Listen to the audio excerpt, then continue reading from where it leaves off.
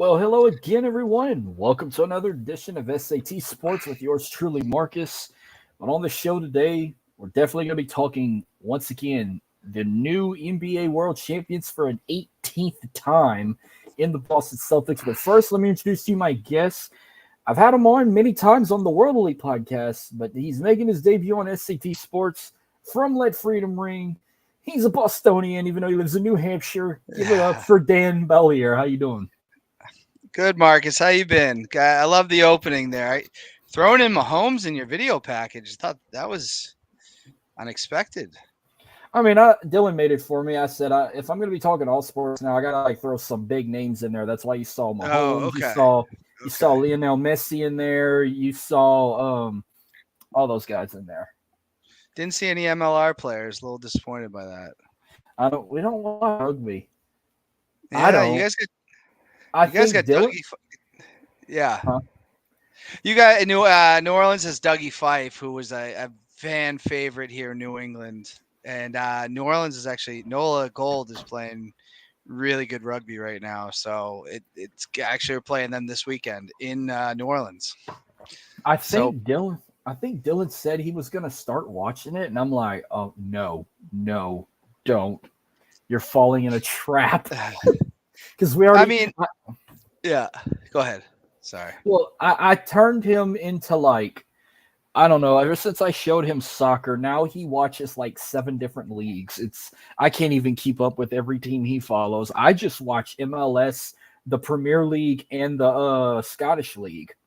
He watches the one in Spain, the one in Australia, Premier League, MLS. I even like to watch the countries go at it when it's FIFA or CONCACAF or even the Olympics too. So, that's the only bit of football I'm watching. I'll dabble with the World Cup for sure, but that's about as much soccer as I watch. I'm not saying I wouldn't go to a Revolution game here in New England, but I've never been. And, I love Gillette, so I would go. I turned him and Jordan into Dynamo fans.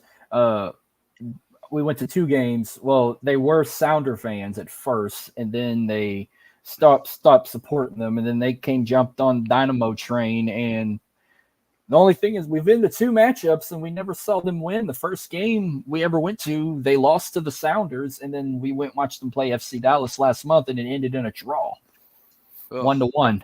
Well, they're playing Seattle tonight, and we would have went to this, but if it had been a Saturday, we'd have went. But I can't take off work on a Wednesday, especially I already got my vacation booked. But I got to say, too, this might be the first time ever I see you in green. Usually you're either in Patriots gear. I think one time I saw you wear a Red Sox shirt. But it's the first time ever I've seen you wearing Celtic gear, and it's for a damn good reason. Yeah, I don't have. I've grown out. I've gained a little. I guess a couple pounds in my older age. I mean, the jerseys I still have is Antoine Walker. I got my Pierce, my Allen. I go to one Celtics game a year, but I can't say this is really crazy that they won, but I don't follow them as extensively as the Patriots or the once a week sports. But man, I can't fucking believe that they won. It's insane. It's crazy. It's how long it's been. 2008 was the last time. Kyrie is a douche. Oh. Yeah, you can buy these outside the garden. It's probably my favorite shirt. Wore it all throughout the finals. And I told everybody, I'm calling it. I said it'd be nice if they would have swept them, but I said no. They're gonna want to win. I like to watch a team win a championship at home when it comes to the NBA Finals or the Stanley Cup Finals. I like to watch them win at home. If they win on the road, okay, that's cool, I guess. The Celtics, I guess, I'm used to them winning on the road now because, they've already won before this when they won 17. So I'm pretty sure they've won a bit on the road, but it's in 2008, that was the last time I saw them win a championship. They beat the Lakers. I think it was in Boston they beat them. They destroyed them in game 6, I want to say. I really thought that the big 3 were I thought that we all thought championships, at least 2 more at that time. Unfortunately, KG got hurt in 2009, and then in 2010, Kendrick Perkins went down and was it game 6 and I lost game 7. I believe it was game 7. I'm getting old, but yeah, and then the Lakers ended up winning a bunch more. So that was kind of that was well, 2008. It was like a month after I graduated high school. I finally said I got to live to see the Celtics win a championship because it was 86 the last time they won one.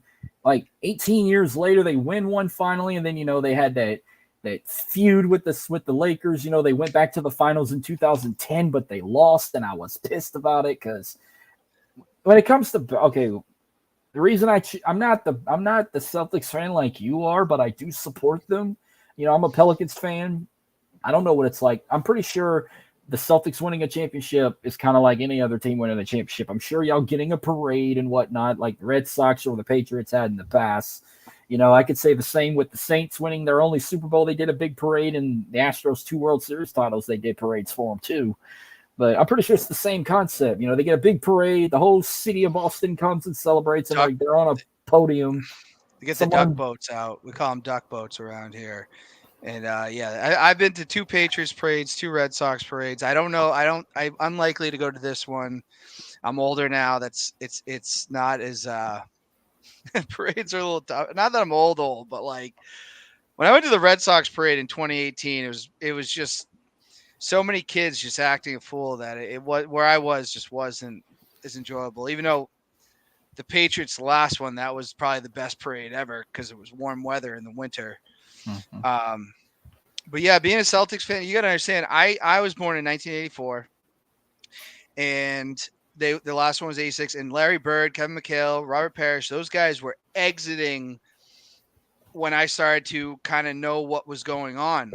So the 90s were dominated by the Bulls. Rick Pitino came in here, and it was just very much like you've probably seen the famous saying, right? Larry Bird's not walking through this door. Kevin McHale's not walking through this door. Robert Parrish is not walking through that door. So there were some really low points for the Celtics until they had Antoine Walker and Paul Pierce together because they had that run in 2002. And then honestly, time went on. Walker was gone. It looked like Pierce was going to leave. And that's when they got they didn't get the draft pick they wanted, or they lost the lottery. And that's when they brought in Ray Allen and Kevin Garnett. And that was just absolutely the 3 Basketeers, I would call them. That was like an incredible season. They had, and you got to understand, the Patriots lost the perfect season earlier that year. And I remember I was in college and we banned ESPN from our apartment for like weeks until finally someone was like, hey, the Celtics are looking pretty good. We got to turn this back on. So yeah, man, because I was going to say that time when I was a big Paul Pierce fan in college, him and Ray Allen, and then they even had Shaquille O'Neal on the team at one point. Yeah, at one point, So then I really hopped on the bandwagon for a few years. I kind of was I had a Celtics shirt and a hat. I even had a Mardi Gras bead because, I did support them because the Hornets really wasn't giving shit for us. They wanted them out of the city. They've been trying to get that new franchise started over again, and it took till 2013 to do it because I never attended Hornets. I didn't attend my first NBA game till 2013 when they were finally the Pelicans because the Hornets wasn't doing it for us. We didn't want them anymore. The Hornets name never made sense because that was strictly a North Carolina thing. They just sold them. They didn't sell a franchise back. They just sold the name back. We kept the franchise, and they used the Bobcat franchise, but just renamed them the Hornets. I saw the Bobcats play a preseason game in the Greensboro Coliseum. I was in North Carolina for like 2 months, but no, the Hornets didn't fit. I had a Louisiana Hornets hat at one point. But yeah, that name didn't fit. But by that time, I was still watching them, but my favorite player was Kevin Durant. So I was a big Thunder supporter at the time till he left to go to Golden State. So I was still supporting Thunder while I became a Pels fan when they finally got rid of that name and changed to the Pelicans and whatnot. But it was that was some good times from 2008 to 2011 whenever You had like Ray Allen and Kevin Garnett and Paul Pierce and Shaquille O'Neal, just to name a few. But like I felt like they should have won in 2010, but they lost to the fucking Lakers. They lost to Kobe Bryant and all of them. But you gotta understand, like when it comes, I chose the Celtics as a supporting because when it comes to those like big rivalries, especially like in basketball, you could say the biggest college basketball rivalries, Duke and North Carolina. I support the Tar Heels in that rivalry. I feel like the biggest rivalry in the NBA is the Celtics and the Lakers. It's the most historic one too. Yeah. How many NBA finals they've played against each other? A lot. Yeah, I mean, I only saw two of them. Again, I was too young when they were really, Bird and Magic, who came out of college and continued their rivalry. I mean, it kind of was weird in 2020 when the Lakers tied the record because it was like the Celtics always had that record. And I remember when they did that, I said, it's going to be a long time before it just felt like that. And then 4 years later, here we are. They were knocking on the door for the last couple of years. And, I mean, people wanted to see what we got out of Brown and Tatum this year. I mean, they were the two, big draft picks that we've had over the years. And it's wild. I didn't think they would win anything after. I thought it'd be a real long time after Pierce and Garnett left that, when they got traded. And Ray Allen, the Judas of the Celtics, left for the Heat to help LeBron win one. That was He went to there was a lot of hate too. there was a lot of hate for Ray Allen in this area for a while. It's good to see him at the game and at the finals. So now I could say I've seen the Celtics in 4 finals, and I've seen them win 2 and lose 2 because I said now that year in 2022, I said if they win, hell yes, but I had a feeling Golden State was going to win that one, which they did. But I called this. I said 5 games. I like to see a team win it at home, and look what happened. They won it in 5 games on 617 day, which, by the way, is the area code of Boston. How many times did they do this? They did it in 2008. They did it in 2024. I'm pretty sure they've won more than 2 titles on 617 day. Nothing that I've seen out there. Again, the earlier ones, I wasn't alive for that, or barely alive for the last one. I don't recall if it definitely happened in 2008, which was, you could see all the posts saying this is the 16-year anniversary, and man, the years really fly by. I can't believe that was 16 years ago. That was a wild. That team was fun. This team's fun too, but that first championship team, you're always going to love just a lot. Like, it's hard to replace that. The first one that you see. So yeah. But I was glad to see, because I said I hate every Dallas team. Plus, the Dallas Mavericks are division rivals with the Pelicans in the Southwest Division. So, well, again, justice has been served, because he is. I mean, people want a lot out of Kyrie here, and just the way he left, the way he's talked about the city and stuff. It's poetic that it was him in the finals after he stomped on Lucky and all the other things he said, and it's just crazy that it was him in the finals. Mm-hmm. Not just him, but you know what I mean. But imagine how the time was. Like, I knew they won 8 in a row, but it was from 59 to 66. They won 8 in a row, but this was back when they had like Bill Russell and stuff. There wasn't that many teams in the NBA either. So that's why a lot of people, when they talk about the GOAT conversation, they just leave Bill Russell out of it, because they said, well, the league wasn't what it was at that point. So,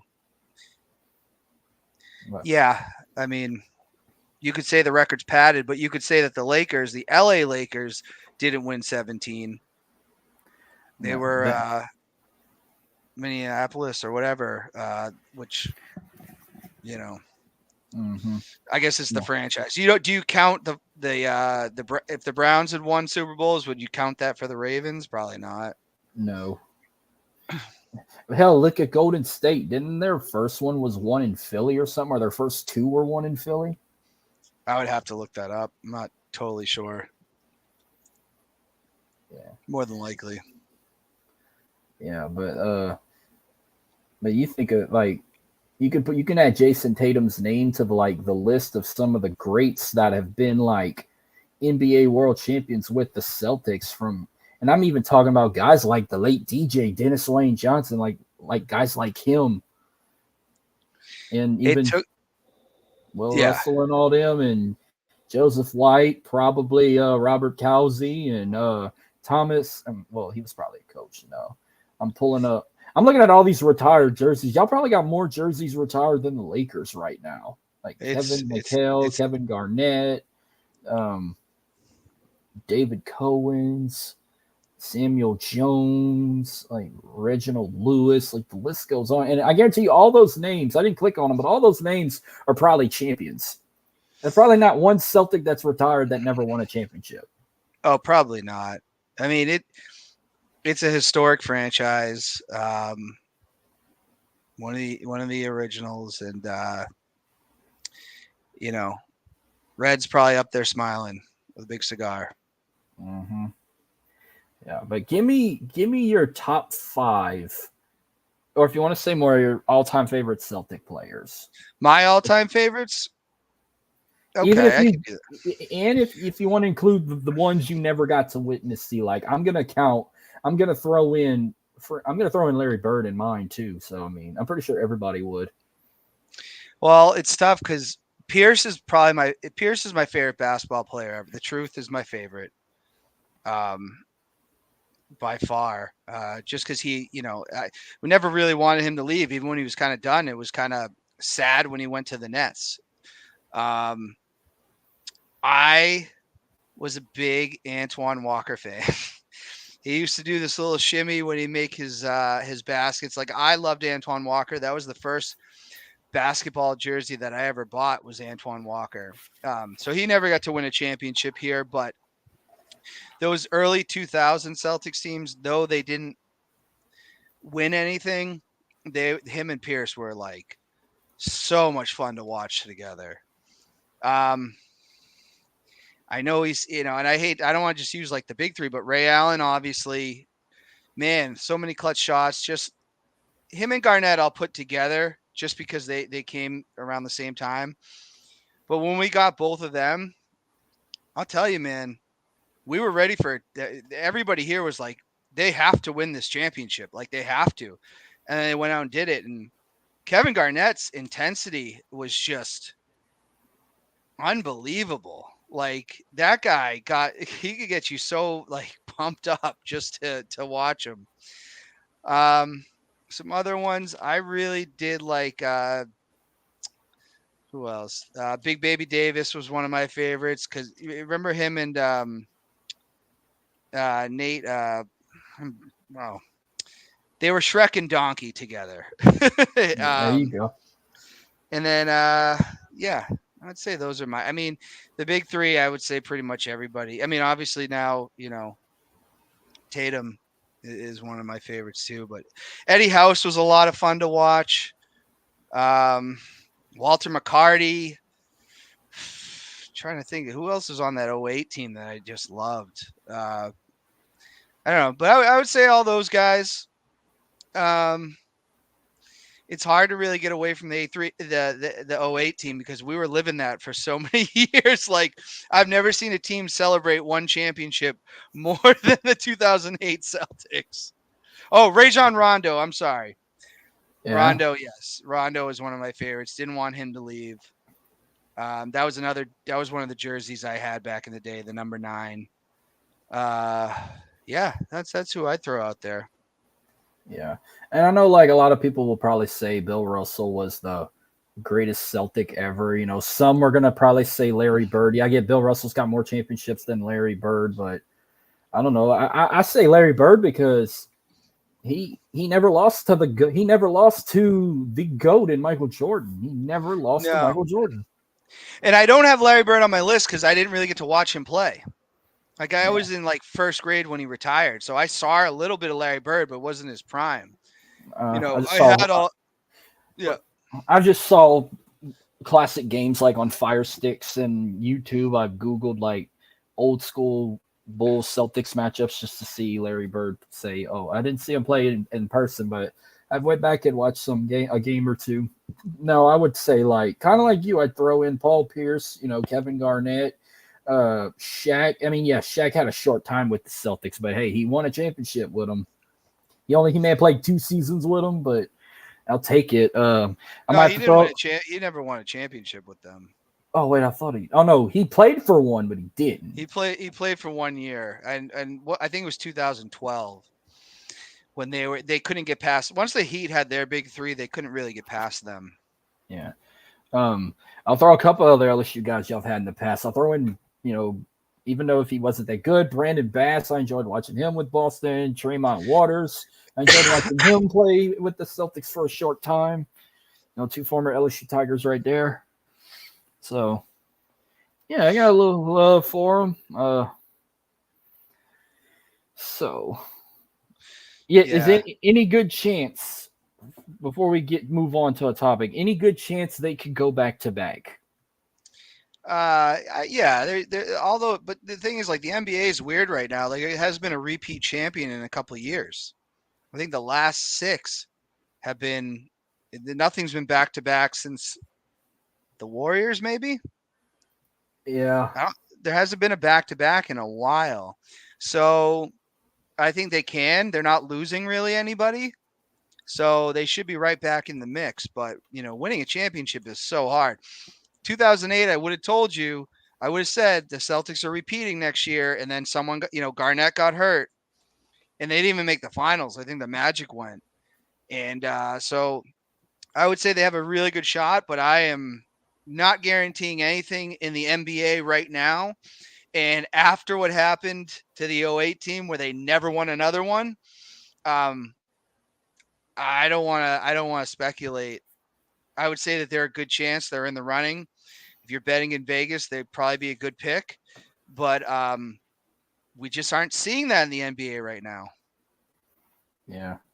Well, speaking of teams winning multiple in a row, I mean, I'm so glad this league's over with. I've barely kept up with it. Plus, the team I chose to follow over the years sucked ass this year. But the Birmingham Stallions, since they became a franchise in this minor league football league, whether if it was the freaking XFL, not the XFL, the USFL, and then it's the UFL. They're now 4 in a row. They've won the UFL championship. They fucking decimated San Antonio Brahmas 25-0. So now you could call them a 4-peat champion, but I'm glad this shit's over with. I feel like now they're like Alabama football might turn the dust now that Nick Saban's gone, because now they got the Birmingham Stallions kind of filling in that void for the state, and everyone's like, just make this damn team an NFL team, for God's sakes. Did you keep up with that? Yeah, did you? Yeah, because I don't think they'd have a chance. But did you keep up with the UFL this year? I didn't really. They started a little bit later than they have in the past. I've really been into the MLR over the last 3 or 4 years. So my team was always the DC Defenders. It was hard to watch the game, so I didn't follow extensively. I will say this. The XFL turned me off a little bit last year when a team with a 500 record won the championship. Mm-hmm. And I kind of looked at that and was like, the Renegades. Yeah, they beat the Defenders in the finals, and I was just like, in what world does this happen? I didn't like how the Battlehawks, they should have just gone with the top 4 teams, and the Battlehawks should have been in it, and they weren't. And I just kind of went like, and then they merged, and I just didn't have the desire to watch it like I had before, because I was really in the XFL when it first came back. I actually went to a game in DC. I remember you went to a Defenders game once or twice. Just that one time. It was right before everything closed down. It was the week before the league shut down. We went and saw the DC versus the Battlehawks. I also snuck into a Wizards game that night. Nice. Didn't even have to pay for a ticket because it was second half. Yeah, I mean, I was all for it. And then I think I just became more into the, I got deeper into being an MLR fan and the New England Free Jacks. And I go to a lot of those games. So it's hard balancing too. You should just be a season ticket holder for them, or are they kind of like so cheap you just go buy tickets at the game? They're about $50. I could be a season ticket holder. I had talked to they reached out to me about it because I'm part of a podcast that covers the team.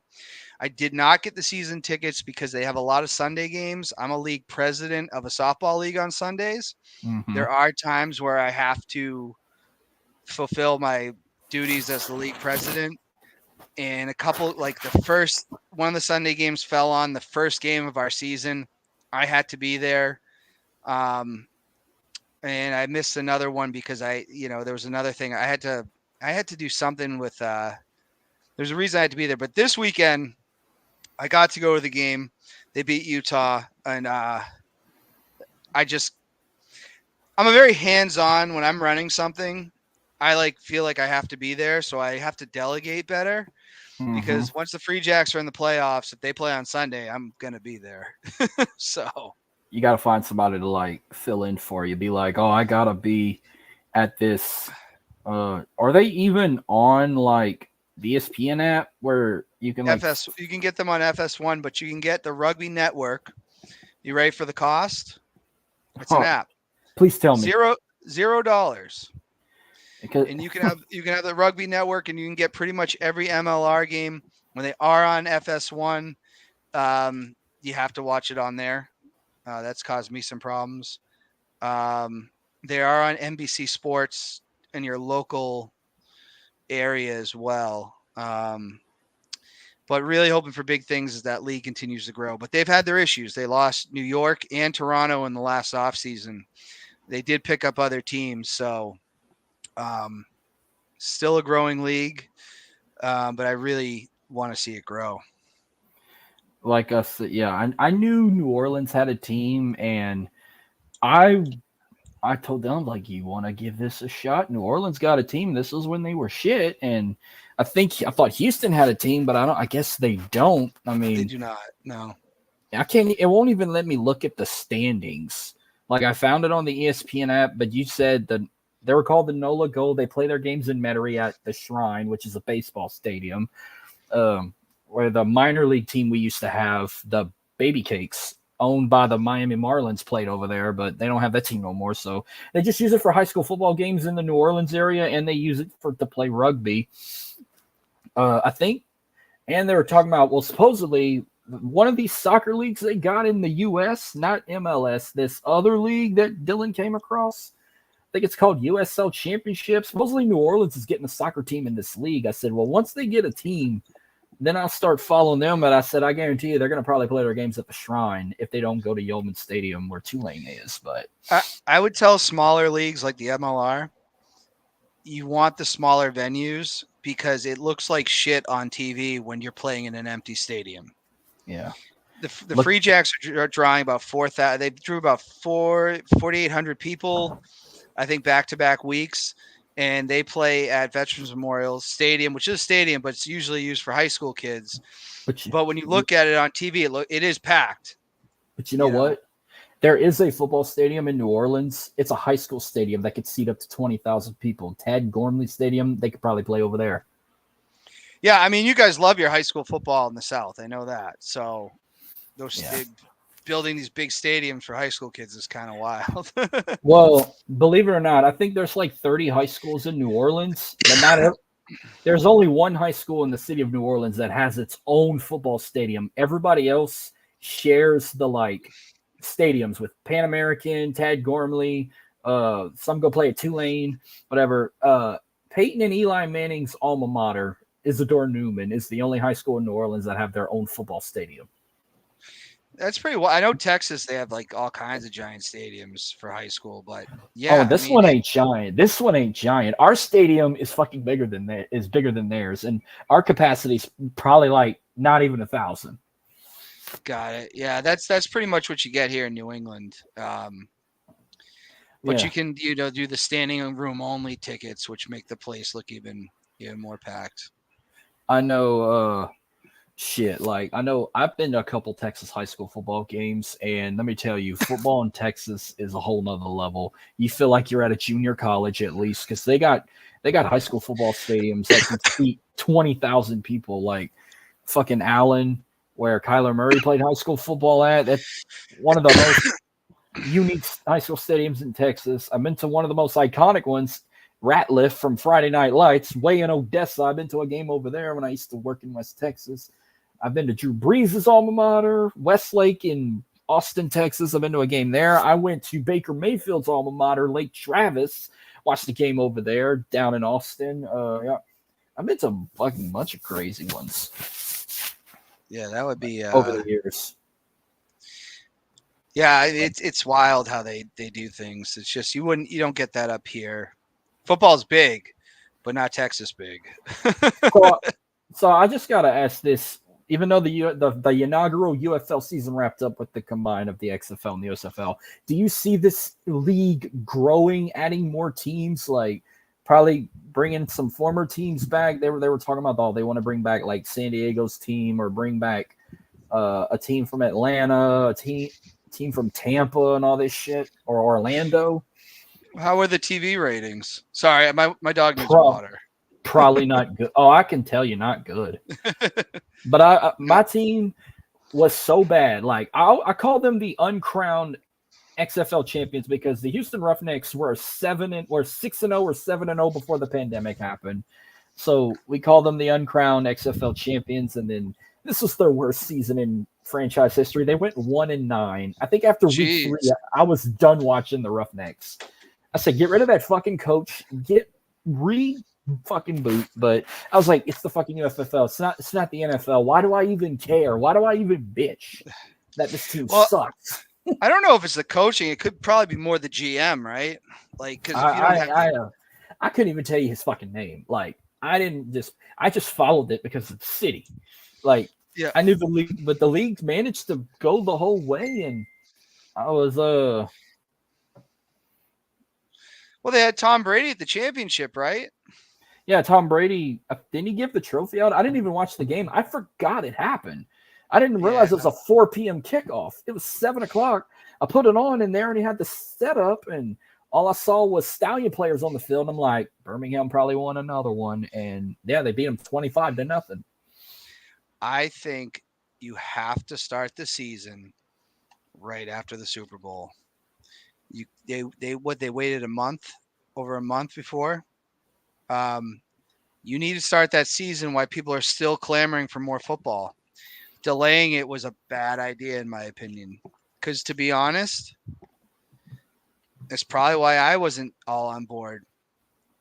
After the Super Bowl, I'm ready for more football, and they decided they weren't going to do that.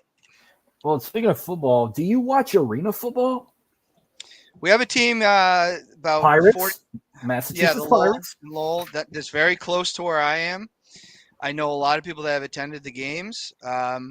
It is something that I definitely want to do. We used to have one in Manchester, New Hampshire, the Wolves, but that league folded. Yeah, I haven't, but my brother went to one of the games, said it was awesome. So, arena football is great. I love watching it. It's I mean, like, we used to go all the time. Yeah, that was a lot of fun. And I'm hearing they play at the Lowell, the Songus Center, wherever. Saugus Arena. That's where they have NXT. That's where they would have Ring of Honor. Yeah. And that's where TNA did Lockdown in 2008. Yes, I was there. No, I was not there. I was at another. It wasn't Lockdown. It was Hardcore Justice or something. Oh, and yeah, Samoa Joe won the title there. Oh no, Kurt. Yeah. Joe won. If it would have been cooler, like if I'd have had a Celtic, because I follow soccer, I follow Celtic FC, so that was another reason I supported them. And I wish I had a shirt to like wear, even though it's not a Boston Celtics shirt, but it's still a Celtic shirt. But I need to get one ordered on Amazon. But yeah, I mean, I'm not even going to talk about the football league anymore. That shit went to fucking dust. But I was lucky to see the Voodoo play finally in my life. I went to one game before they shut down, and then I started watching the indoor football league, which I wish the Voodoo could go over there in this league, but I doubt it's going to happen. So I said, unless if they don't go to this league, I found me a team to follow. I'm following the Vegas Nighthawks. I decided to pick them because the owner of that team owns my hockey team, the Vegas Golden Knights. It's the same owner. He's a good guy, so I followed them. Plus, they got black turf. That field looks so cool. Black artificial turf with red end zones, and you had the gold Nighthawk on the 25-yard line. They kind of been losing games lately, but they did win this past week. But yeah, I didn't review week.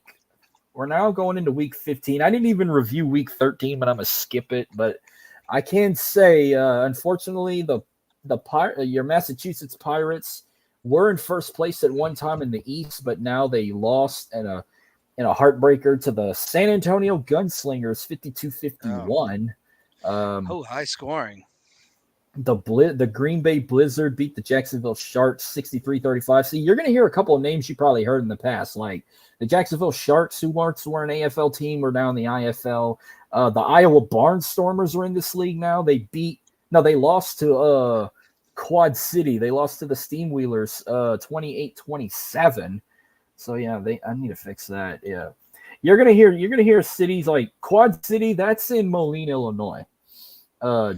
Vegas beat Duke City, the Gladiators. Duke City is in New Mexico. They beat them 53-39 after a freaking 2-game losing streak. The Tulsa Oilers beat the Sioux Falls Storm 55-41, so that's another team, Sioux Falls. Frisco Fighters, that's a team in Texas. That's a team in the Dallas area. Frisco, Texas. They beat the Tucson Sugar Skulls 35-18. The Arizona Rattlers, another former AFL team that's in the IFL, they beat the Northern Arizona Wranglers 56-49. And then finally, the San Diego Strike Force beat the Bay Area Panthers 43-42. So before we make some picks, and go ahead, I'm sorry. How's the league drawing? Because I mean, these leagues pop up and they dissolve. Like, are they drawing good attendance? The IFL's been going on since 2004 or 2008. Oh, okay. So they're sustainable. They're sustainable, and here's the best part: if you want to watch, they actually have money. Like, they pay their players. Some teams, they don't completely sell out, but they'll get a good crowd and whatnot. The only way you can watch them is on YouTube. Oh, okay. That's not a bad idea. You just follow the IFL on YouTube, and they stream every single game on demand. They play majority of their games on Saturdays. They may have one game on Friday, and then the rest are on Saturday. But yeah, I got a Roku TV. I got a YouTube app. I can just click on it, and I'll go click on IFL, and I'll find Vegas's game, and I'll click it. And then if I want to watch another game too, I'll put it on my phone. I'll put it on this PC. I've been enjoying them despite the shit with the AFL that has been complete shit. Yeah. But I know right now in the East, the Blizzards are in first place at 10-2. They got the best record. Fighters are 9-3, Pirates 6-6, Steamwheelers 5-6, Barnstormers 4-7, Oilers 4-8, Storm 3-8, and the Sharks are 2-9. While in the West, Panthers are 9-2, Nighthawks are 8-3, Rattlers are 8-4. Wranglers 7-4, Strike Force 7-5, Gunslingers 6-5, Skulls 2-9, and the Gladiators are 1-10. So just do your best. I mean, there's only 8 games. Like, there's only 16 teams in this league, so there's 8 games.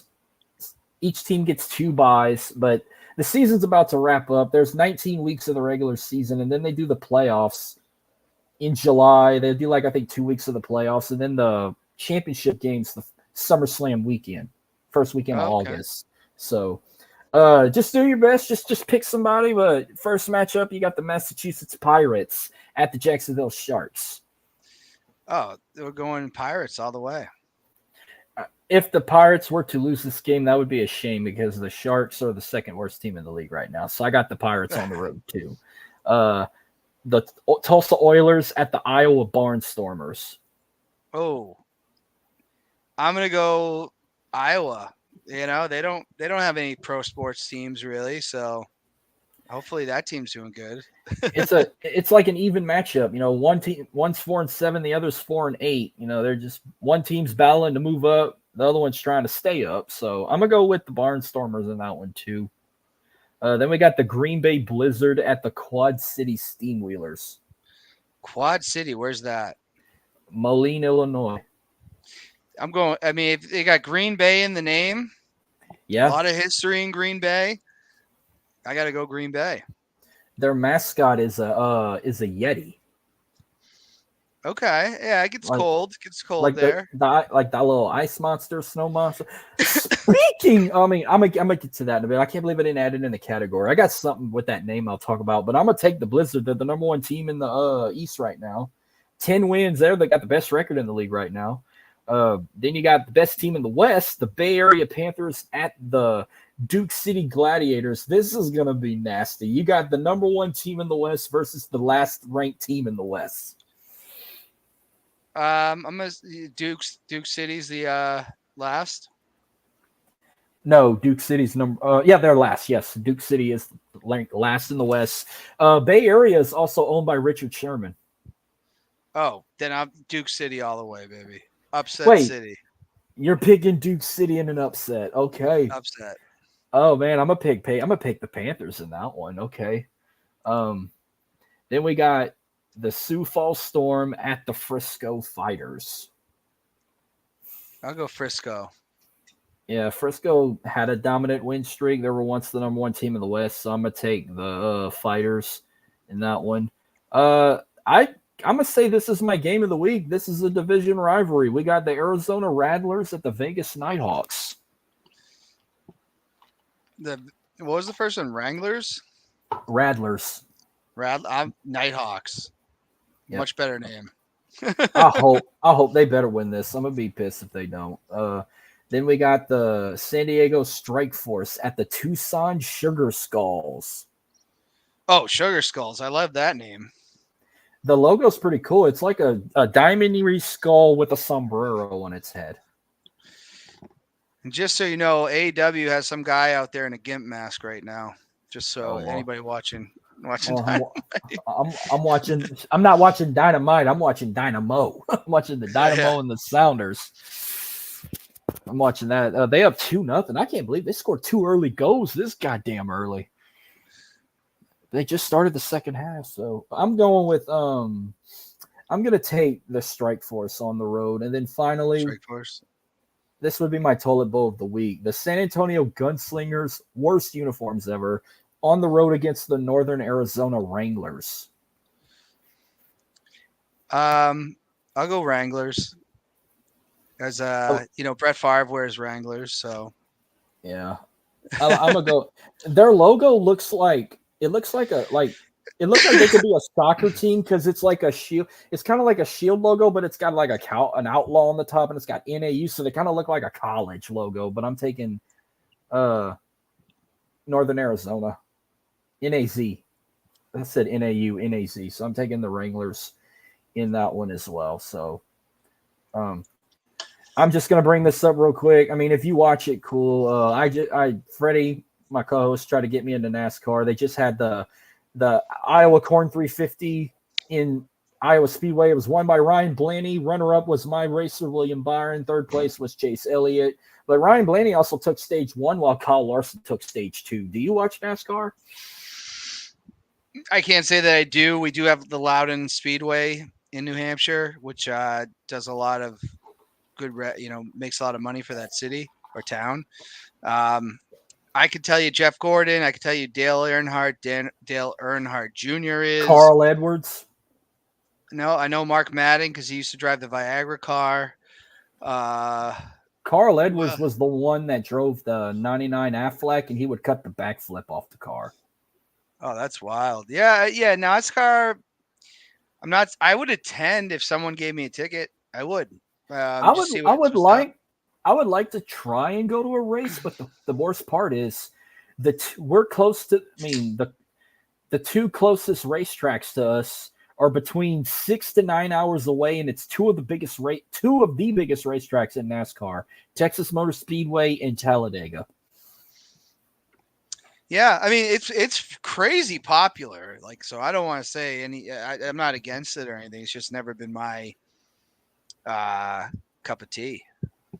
Well, I'm a jump to another popular sport going on right now that people love so much. So when it comes to like I mentioned some goats in basketball, but give me your opinion. It could be from any team. Give me your opinion. Give me at least 3 or 5 of the biggest names in baseball you can name off the top of your head. Right now? All Oh, time. jeez. Oh, all time. All time. Oh, okay. Well, I mean, for Red Sox, right? Obviously, our favorite here is going to be David Ortiz, right? I got to go to his Hall of Fame induction. That was unbelievable. But I mean, is he the greatest player of all time? Probably not. If you want me to break down the greats, I mean, the best hitter that I got to see growing up was Tony Gwynn. Mm-hmm. That guy just didn't make outs. I remember he was chasing him and Larry Walker one year, chasing. What were they chasing? 400. They're chasing Williams. Tony Gwynn was. Oh my gosh. I will throw out because he's never going to get in the Hall of Fame, but Barry Bonds. Just. That's the greatest player I ever saw, by far. I mean, he got walked, and I guess he was on steroids at the time, but he got walked with the bases loaded. You know what I mean? Like, or have you ever heard Greg Maddux say, he goes, they said, what was it like facing Barry Bonds? He goes, easy. If anything was on the line, you just walked him. So Bond, I mean, best pitchers, man, and I was at this induction. I mean, talk about star-studded. Pedro, Johnson, Randy Johnson. Randy Johnson was just, man. Yeah, go ahead. And I'm just bringing that up because of one topic here. Every team is going to have their GOAT. You kind of gave it away for the Red Sox. I could say for the Astros, probably the greatest Astro of all time. People are going to say Nolan Ryan. Some are going to say Craig Biggio, or some are going to say Jeff Bagwell. Biggio got inducted that day too. But we lost one of probably the greatest San Francisco Giant ever. Willie Mays passed away a few days ago. Mm-hmm. And people said he was probably one of the best. He was named it was also known as the Say Hey Kid. Say who, say Willie. You ever heard that song? Yeah. I had the baseball CD growing up. My dad had a Willie Mays jersey. Yeah.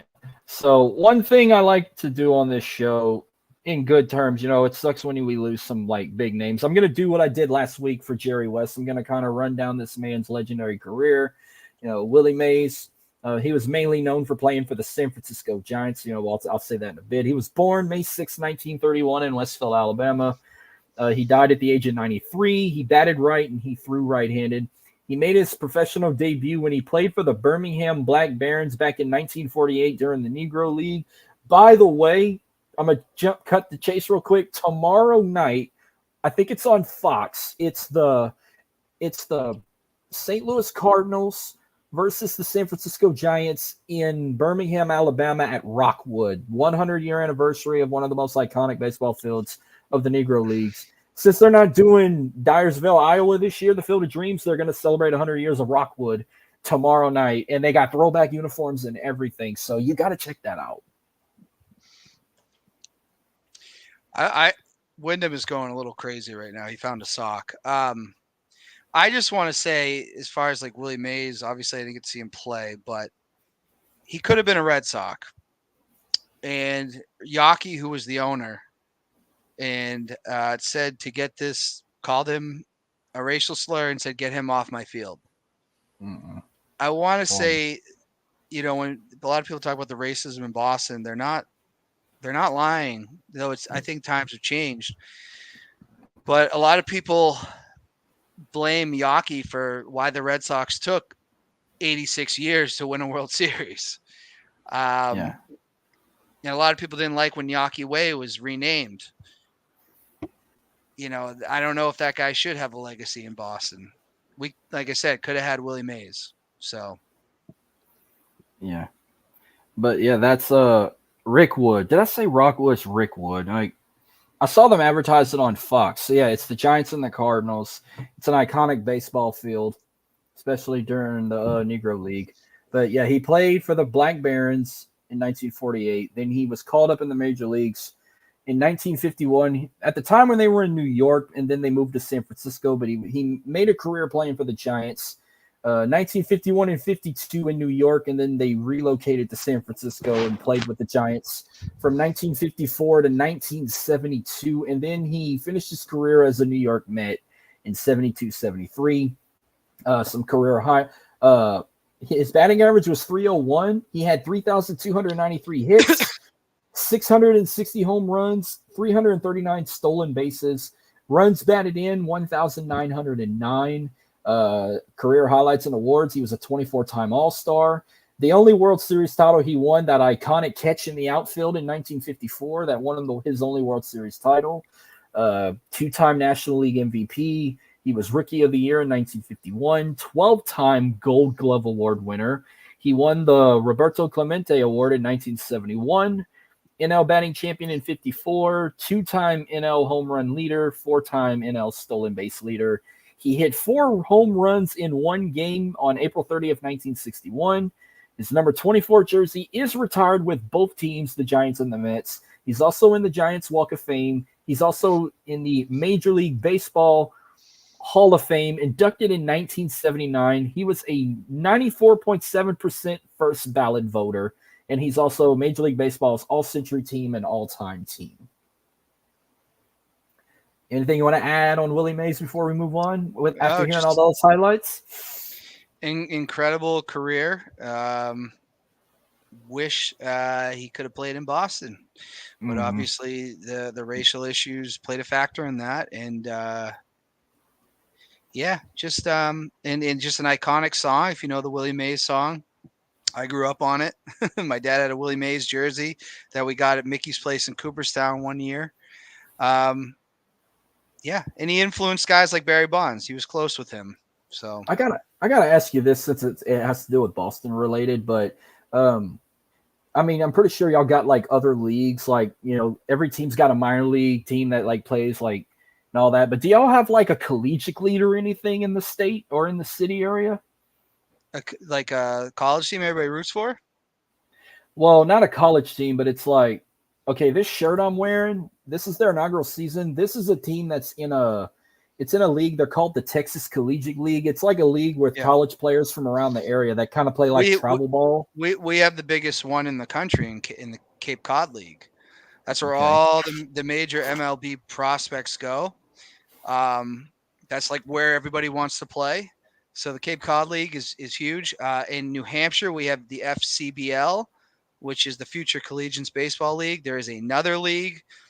And I follow the Nashua Silver Knights. I'm from Nashua. I go to the games in historic Homan Stadium as much as I can, where Don Newcomb and Roy Campanella played. Yes, we do have a lot of those summer leagues. There's another one in New Hampshire, the Keene Swamp Bats play in. There's a team in Maine. I'm blanking on the name of that one because I've never got out to Keene to see a game. But yes, those are very popular in the area, and the premier one is Cape Cod. Well, we now have a collegiate team in my city, my home city, Lake Charles. It's our inaugural season. We're the Gumbo Gators. And so I figured you saw that on Facebook and you're like, what kind of league is this? But we're in a league with 5 other teams. The Texas Collegiate League. We got 3 teams in Louisiana and 3 teams in Texas. We got the Lake Charles Gumbo Gators. We got the Acadiana Cane Cutters in Lafayette, the Baton Rouge Rougarou. And then in Texas, we got the Victoria Generals, the Seguin River Monsters, and the Brazos Valley Bombers, which that's in College Station. They play just outside of Texas A&M University. So I would tell anybody, if you have a chance to go to a collegiate summer league, it's usually pretty cheap, and you're going to have a good time. It's run almost like minor league baseball. We pay $10 a person to attend games. It's all general admission. We're playing in 2 fields right now. The last couple of weeks they've been playing home games at probably the most influential high school baseball park in the whole state. They're playing at Barb Field, which is the home of the 12-time state champion and 4-time national champion Barb Buccaneers out of Lake Charles. I will say this too. If you do go to those games, you get invested in it. If there are fans there from the away team, leave them alone. Oh, Because no, I've chances met. are they are the parents of that. And we've had the dog. If the dog watches this episode, I know he moved to Vermont. Him harassing those parents and getting ejected from Homan Stadium 2 years ago in the finals, absolutely uncalled for. Leave them alone. They're there to see their kids. Shockingly, we've never had that since the league, since this team started. Now, I've met fans from Victoria and met some fans from Seguin. Very nice people. Like, they even said, this is a very nice facility. But I was like, but we can't wait to go, because they also going to play their home games at McNeese's baseball field, Joe Miller Ballpark. Another beautiful, but that's a state of the art. Like, that's probably the best high school baseball stadium in the whole state of Louisiana. Like, there's turf. There's freaking retired jersey numbers. They got banners all over the ballpark. Like, but see, this is why I'm bringing up Red Sox related shit, because there's like 8 owners of this team. I feel like the main owner, the head of the table, he got to be a Red Sox fan, because I feel like he stole this from y'all. At the start of the 9th inning, they play Sweet Caroline. Yeah, I'm not a big fan of that. Never have been. It's very Pink Hat. Not, How did that even become a thing? At first, I thought that was like y'all's 7th inning stretch song, but no, that's like y'all's 9th inning song. I don't know when that started. I know the song, I think, was written for one of the Kennedys, which would make sense that it's a Boston thing. A little creepy too, by Neil Diamond there. But yeah, I don't know when that started, but it's been around since forever. It got bigger when the Red Sox started winning. I can't say that's something I really recall as a kid, even remembering going to a game. Well, I can tell you for a fact, the Astros don't play Sweet Caroline at their games. No, at the end of the 7th inning stretch, we play probably the most beloved song in the state of Texas, Deep in the Heart of Texas by Mo Bandy, and I think the Rangers do it also. The stars at night are big and bright. All right, Deep so the in Red the heart Sox, of Texas. Red Sox started doing that. They think in around 1997. So Wow. yeah, 20 something years. Okay. Well, the Gumbo Gators been doing it for 3 weeks now, 3 or 4 weeks now. I'll be back at Bard. Tomorrow's their last game at Bard Field before they go back to the Joe, so I'm gonna be there. And then next week we play our rivalry with the King Cutters, and we're having college night. Of all, I don't know how they got them. Will Wade's gonna throw the first pitch. They got the McNeese basketball coach to come through. The one and only Will Wade's gonna throw the first pitch in that game. I'll tell you what. When the Silver Knights, so before the Silver Knights were owned by the owner of the Lowell Spinners, who no longer exist, and the Lowell Spinners were an affiliate of the Red Sox, and they used to bring in big names to come like hang out. Stephen Gostkowski, who was the kicker of the Patriots, if you remember, he used to come to one game every year. Doug Flutie used to kind of hang out. It's not like that anymore because those owners aren't around. But yeah, there's so much cool stuff with collegiate baseball. Leave the parents alone. I know we They're were there sitting. to see their kids. We had some parents in front of us that he plays for the Gators. They're local people. And we were talking with them, and sure enough, while we were talking with them, I felt bad because the mama wasn't paying attention. She was talking to me and my cousin, but her son was on third base, and there was a player that hit a walk-off to win the game, and his son ran the running base to win the game. But it's crazy. I felt bad the mother didn't see it because she was talking to us. Well, but good talk because we were all on the same team, supporting the same team. So we used to have this guy who'd go to the games. He was called the Dog, and he'd walk around the stage. The Dog. I don't even know what his real name is. He's a staple in Nashua, and all through the games he'd be like, "Hur, hur," he barks at people. Oh, he also had a drum. So in the finals in 2002, the Vermont parents were sitting there watching their kids. He took the drum and was like, bang, bang, like walking up to them, beating the drum in front of their face. An usher came over, told him to stop. The usher walked away, and he just kept going back and staring at them. until he was eventually ejected from the stadium. Oh wow. My nephew didn't know what to think. Okay.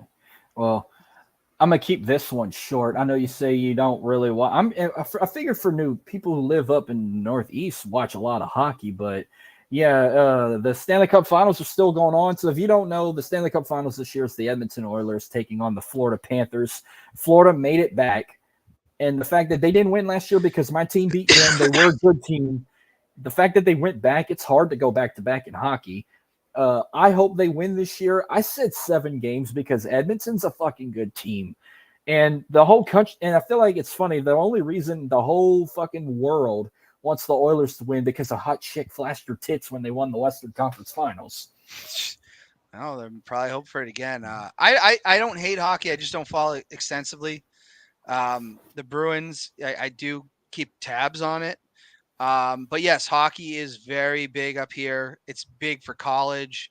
We don't have college hockey down here. I can tell you that. Oh yeah, we have the Bean Pot, the Big East. I mean, UNH is always really good.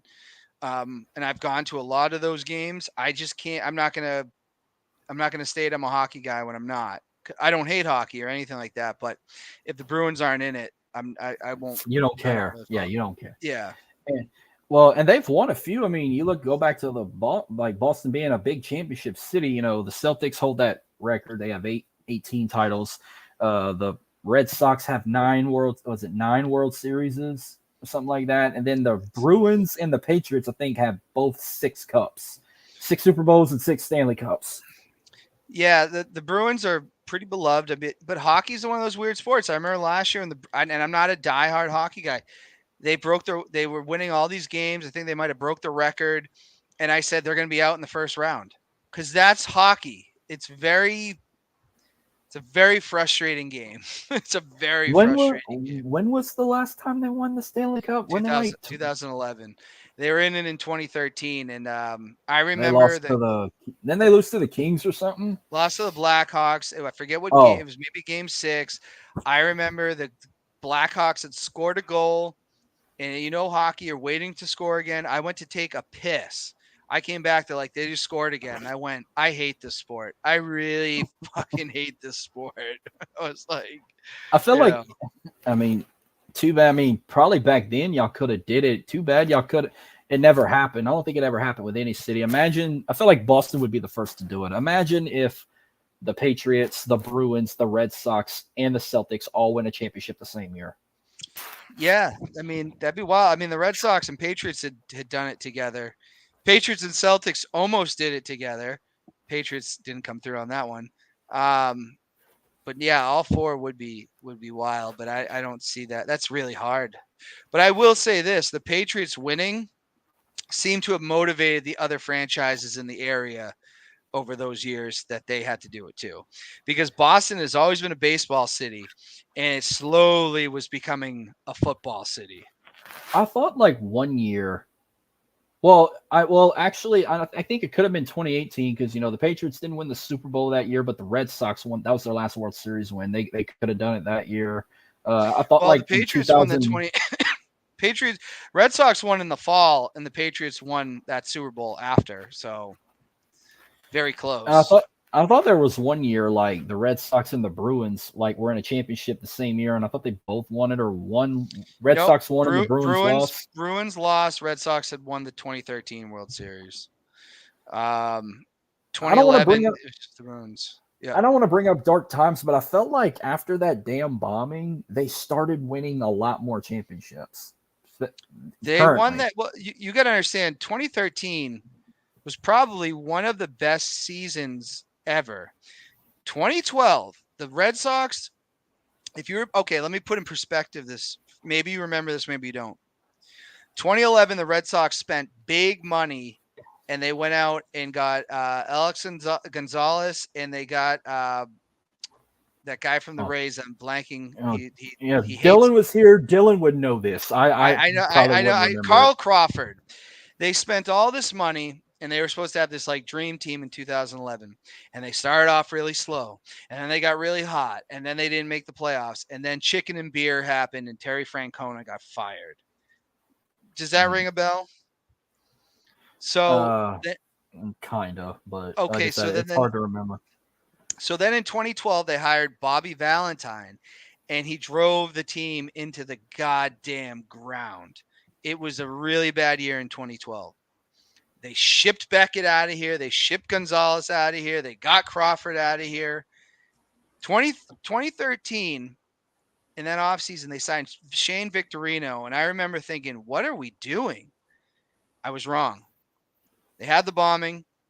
I went to that game. I was there when Ortiz said, this is our blanking city. It was unbelievable. I did not expect that team to win a World Series. I don't think anybody did. That was probably one of my favorite championships ever because of what happened in the city. And for those guys to rise above and bring home the World Series trophy that year, it all started with Ortiz. This is our bleeping city, baby. And yeah, it was a really crazy time. Yeah, one more thing before we close out. I don't know if you watch it. I try to follow it, but I just can't unless two certain females play each other. But I do want to bring this up. I think they announced it earlier today. If you any WNBA fans watching, Cameron Brink tore her ACL and she's out for the season. I've never seen a WNBA game. I won't lie. I know who Caitlin Clark is. I know who Angela Reese is. Well, before that, I only know Deanna Taurasi and Lisa Leslie. But I think that they have certified names right now, and I wish the WNBA a lot of success. It's just I'm probably not going to watch. I mean, before we had like Caitlin Clark and Angel Reese and Camille Cardoza and Cameron Brink, I only knew 3 female players my whole life. Lisa Leslie, Simone Augustus, and Brittany Griner. That's it.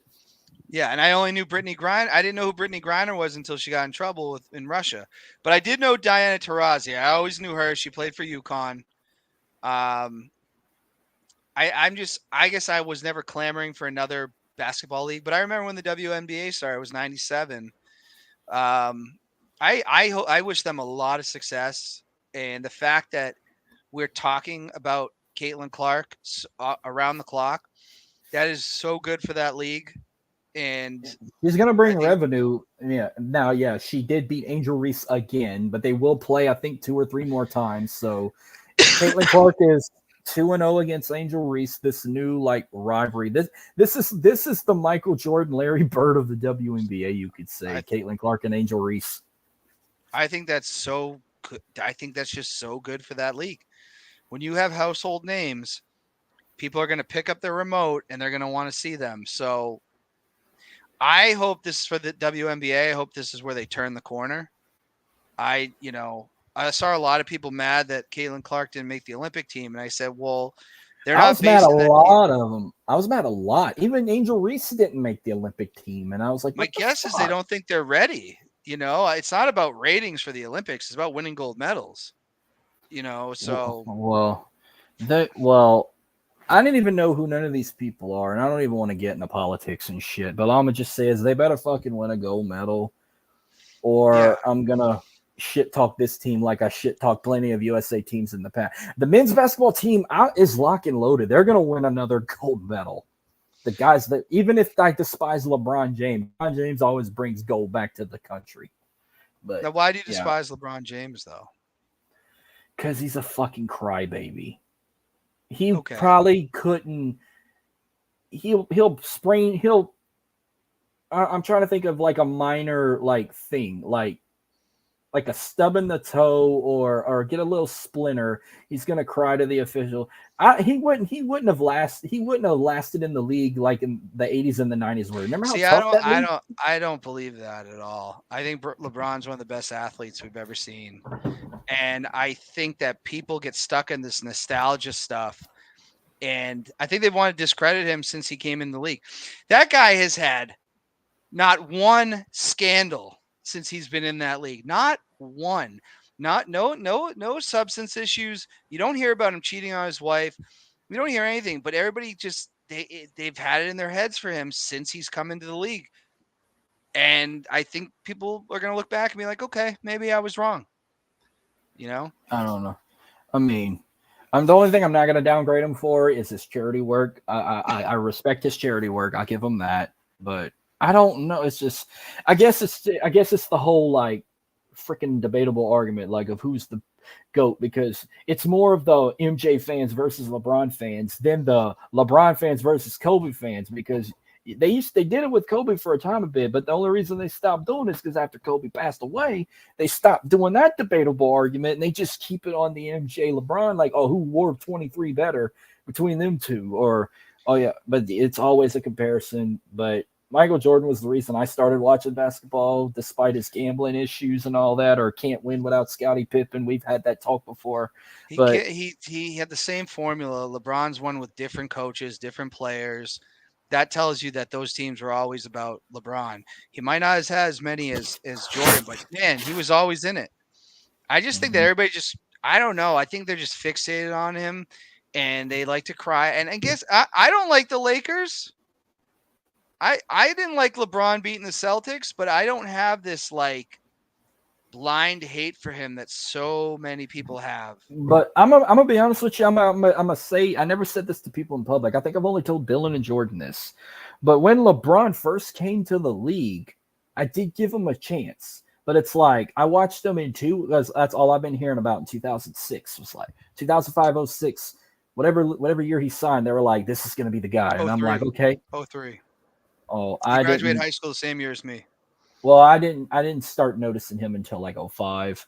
But I think it's like after the 07 finals when they got swept by the Spurs, I'm like, that's just his first. I mean, he'll probably come back. And then what was it, 4 years later, they lost to the Dallas Mavericks. And that was probably the only time I like really like, because I was like, fuck Dallas. I got respect for Dirk Nowitzki, but I was like, if they're giving this guy so much fucking hype, like they're doing Caitlin Clark, you got to give him a championship. But then when he lost again, I'm like, this guy cannot win shit. But he won the next. Here's the thing, though. That team was. But wait.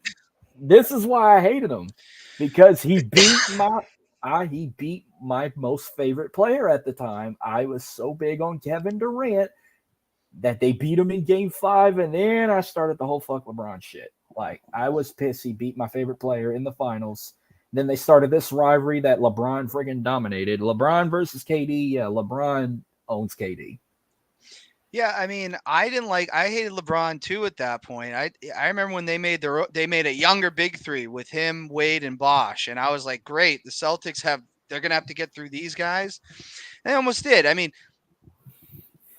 but over time, I said, all right, this hatred for him is just, I hated Derek Jeter and I hated Kobe Bryant, and I kind of grew up and I appreciated both of them as players. And I think people maybe will look back and appreciate LeBron. I don't know when that will happen. But again, no scandals, a lot of charity work. He's not this evil human being that he's painted out to be. At least, I mean, I don't know. Maybe he is. Maybe he's a serial killer for all I know. But I'm just saying, from what we see that is given to us, I don't think he's that guy. Yeah. Well, man, I didn't think we were going to go over an hour, but this was fun. We had fun doing this. That will wrap up tonight's episode of SAT Sports. Made your debut on this. This was fun. Thank you for coming on. But real quick, where can they find you on social media and your show, Let Freedom Ring? Let Freedom Ring with Dan Beaulieu. Just type that into YouTube. We are not doing weekly in-studio episodes right now. That will return in the fall. I kind of want to enjoy my summer being at the field. So when I have a show I want to do, I will do it, but I'm not going to do it weekly. We also have Wrestle Squabble on there where me and my brother argue about pro wrestling. You can tune in every other Friday for Ring and Free Thoughts with Dan and Scott. So you can find that on YouTube. Let Freedom Ring with Dan Beaulieu on Facebook. Let Freedom Ring with Dan Beaulieu on Instagram. Follow if you want. That's fine if you want to. If you don't, that's fine too. Yeah. Well, I'm on Twitter at MarcusLee337. Subscribe to my YouTube if you want to watch SAT Sports anytime on demand. But hey, this was fun. But hey, when football season comes, I'm definitely going to have to bring you back on to do some NFL predictions. I know you're very big with New England, and y'all got a new quarterback, Drake May. So I hope you guys. We don't just have a new quarterback. We have a new coach. We have a new everything. This is we don't know what to expect, what to think. Well, You got to understand. I just want to say one thing, Marcus. I know you probably don't understand. A lot of people outside New England don't understand this. Bill Belichick was the coach of that team since I am 39 years old. He took over when I was 16 years old.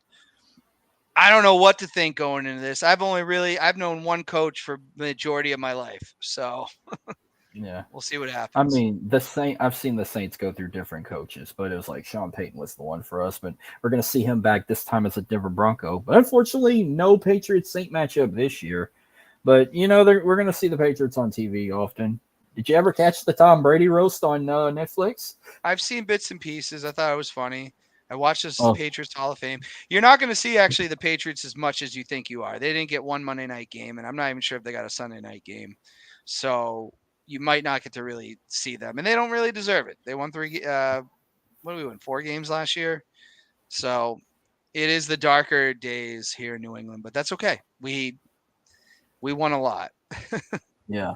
I think the Saints only got like 3 primetime games this year. I know they got 2 Monday night games for sure, and they're both on the road. I think they got one Monday night game I know for sure is against the Chiefs. They got a Thursday night game with the Broncos. I know that.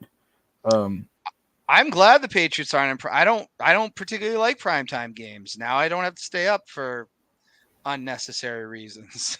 So we got 2 Monday night games on the road at the Chiefs and at the Packers, and then we got 1 Thursday night game at home against the Broncos. Everything else is either at noon or 3:05. Majority of our games are at noon this year, which I like it like that. I love that. I love watching my team at 1:00 on a Sunday, and then that's the only time I gotta watch them.